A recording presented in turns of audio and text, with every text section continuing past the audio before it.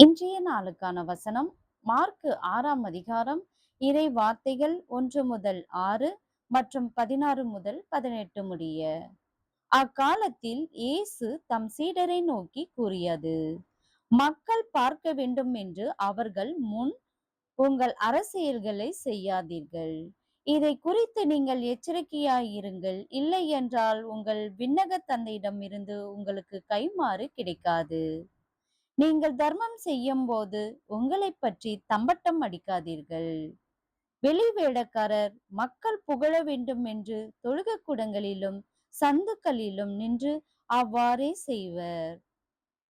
அவர்கள் தங்களுக்குரிய கைமாறு பெற்றுவிட்டார்கள் என உறுதியாக உங்களுக்கு சொல்கிறேன். நீங்கள் தர்மம் செய்யும் பொழுது உங்கள் வலக்கை செய்வது இடக்கைக்கு தெரியாதிருக்கட்டும். அப்பொழுது நீங்கள் செய்யும் தர்மம் மறைவாய் இருக்கும். மறைவாய் உள்ளதை காணும் உங்கள் தந்தையும் உங்களுக்கு கைமாறு அளிப்பார்.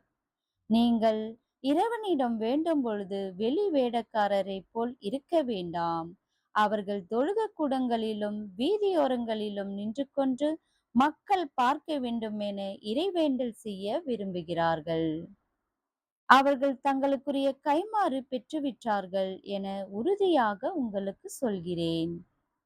ஆனால் நீங்கள் இறைவனிடம் வேண்டும் பொழுது உங்கள் உள்ளறைக்குச் சென்று கதவை அடைத்துக்கொண்டு மறைவாய் உள்ள உங்கள் தந்தையை நோக்கி வேண்டுங்கள்.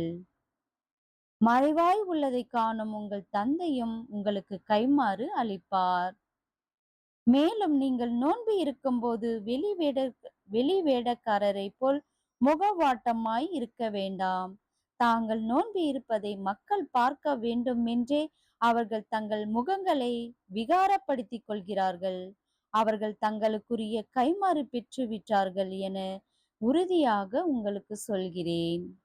நீங்கள் நோன்பு இருக்கும்போது உங்கள் தலையில் எண்ணெய் தேய்த்து முகத்தை கழுவுங்கள். அப்பொழுது நீங்கள் நோன்பு இருப்பது மனிதருக்கு தெரியாது. மாறாக மறைவாய் இருக்கிற உங்கள் தந்தைக்கு மட்டும் தெரியும். மறைவாய் உள்ளதைக் காணும் உங்கள் தந்தையும் உங்களுக்கு ஏற்ற கைமாறு அளிப்பார். ஆமேன்.